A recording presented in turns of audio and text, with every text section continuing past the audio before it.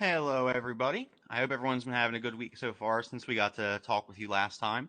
We've had a lot of stuff going on. We've been able to get get a nice article out to everyone, kind of dip your toes into the world that we live in. Just want to touch base. We have some really exciting next couple of days, especially next couple of weeks coming up.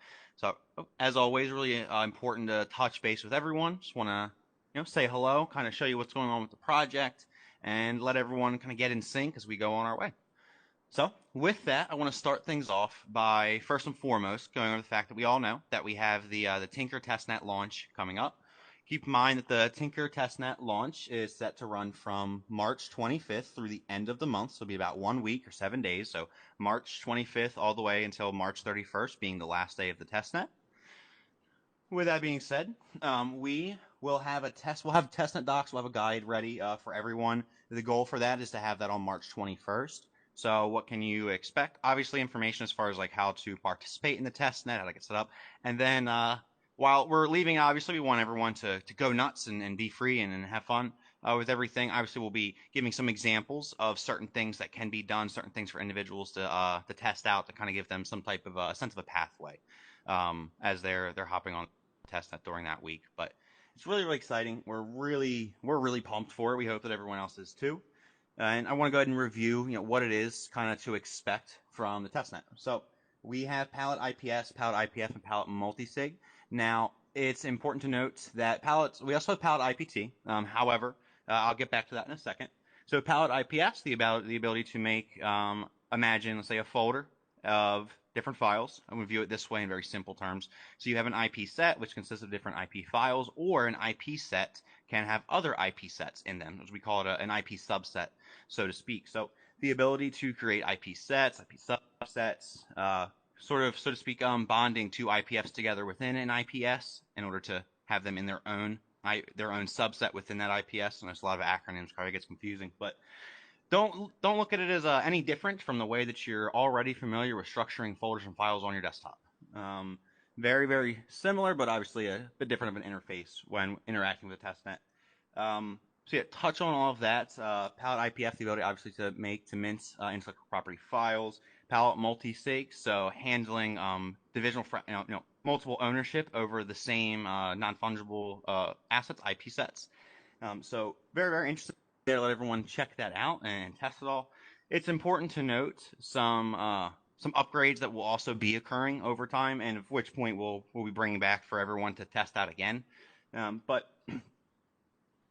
kind of jumping ahead here, but a week from now, so this upcoming Friday, we'll drop the InvArch Edu Series 2, in which we will be introducing, kind of reviewing exactly how your data is stored on the chain, and kind of reviewing a let's say an evolved form of IP asset anatomy structure, so to speak. So introducing that, and then the following Tuesday we'll be dropping the InvArch Edu Series 3, and that is expected to be quite expansive, very interesting. We're talking about really digging into a lot of new tech that some individuals have heard, but tech that, as far as people in the community, new tech that nobody has ever heard of before. And we will be introducing that and breaking it down and expanding the power and significance of it. So really excited there. But with that being said, there's some future upgrades and palettes will be joining in. We have palette IPL, which stands for IP license, and we have palette IPT v2, the final form of palette IPT, which is, think of palette assets, which a lot of developers and the Substrate parity ecosystem, Polkadot ecosystem are familiar with. I want you to imagine palette assets on steroids, and that's all I'm going to say. And then palette IPB, or IP bridge. So we'll be bringing that in, working more on that in May. And that will be the ability for individuals to bridge their Ethereum or other chains, but focusing on Ethereum first, their Ethereum NFTs, with your CryptoPunk or your Bored Ape, bridge them over to InvArch, and then what you can do with your NFT becomes so much more, and it's so much more than having the ability to change it up, the ability to fractionalize it, but just the economic possibilities that are then there, the protection that you can seek because of it. It gets really expansive. So apart from opening up the doors and making your NFT 50 times more powerful and customizable than before, it's so much more deeper than that. But again, we'll dive in and talk about all of that in the future. The main focus that I want everyone to be set on right now is all this right here, Tinker coming up, but just know that this is coming in the future. So yeah, excited to all of that. And like I said, what is all this? What does it all mean? What's the significance of it? Why is this so important? Why am I getting excited? We'll talk all about that in the InvArch Edu series, so make sure you're reading them. With that, want to go ahead and just teeter over, touch on the InvArch Edu series. So we dropped the very first one yesterday. It was InvArch Edu Series 1, the IP Wars and the Innovation Graveyard we live in. And I just want to say thank you. Thank you very, very much. Wasn't sure what to expect with that. Want to start getting something out there to introduce the project in a familiar way to individuals who are already part of the community, but then also new individuals who haven't been exposed to InvArch yet. And the reception that we got, the feedback was fantastic. We got a lot of interaction so far. A lot of people reading the article. It's just great to see. It's really, really fantastic to see. Good to see we got everyone's attention, and we are looking forward to continuing this. And we've introduced the world that we live in today and the problems that exist. There's a lot of strengths, a lot of greatness, but the reality is that there is too much that inhibits the ability for individuals to have their ideas, to innovate, to allow that to prosper. And where there is the ability to do so, it is so complicated and such a headache. Well, there's a reason that ideas usually take a very long time to get off the floor. And there's an even bigger reason why most ideas, well, they die. They never become real because of the world that we live in today and how it is. So we're all familiar with this and looking very, very forward to jumping into what we can do about it and how we can make this even better to where innovation doesn't have to die more than it succeeds. So excited to getting into all of that. Really, really pumped. And just one other recap as well. We have the embassy, the InvArch embassy launch. We've shared these updates with our global ambassadors. We are seeing a really, really exciting overall change with our Discord community and with the InvArch ambassador program.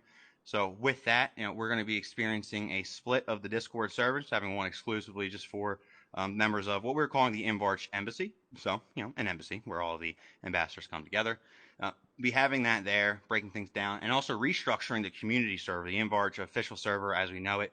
Again, borderless, breaking down the regional channels. We understand it's easy that way. You can jump in and see who's, but we want the focus and the conversation of InvArch to be centered around the actual use cases, the technology specifically, and we want to make this a more inclusive environment, not one where you start off by you're jumping in. It's obviously you're centered around people of like same language, things like that. But again, we want to bring everyone together. So if you live in Peru or you live in America, if you live in France, it shouldn't matter. If you have this interest around this technology, we want to bring everyone together around that. So big focus is there, pumping things up, focusing on the tech, not just what it is, but what it can and will do and how it's going to help reshape the world. But yeah, we got a lot of stuff going on. A lot of tech is we're shipping out a lot. Getting a lot of things done. We have a lot of announcements, working on a lot. This week, for those who do check this week, you're going to notice some pretty extensive changes over the course of this weekend. Changes to our GitHub, making a lot of updates there. So excited.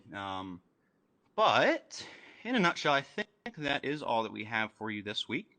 A lot of information coming up in the InvArch Edu series, so do make sure you pay attention there. Again, the full upgraded and evolved anatomy of an IP asset, be introducing that in the next InvArch Edu series, so be prepared. And going in and breaking down something truly, truly revolutionary to the world of not just Web3, but economics, agreements, the way that so many structures and systems in this world currently work. Be diving in on InvArch Edu Series 3 about how we have the ability to fundamentally restructure that for the better. So very, very excited. Thank you for listening in. Appreciate everyone. I'm pumped. I hope you are too. And I will see you next week. See you, everyone. Bye.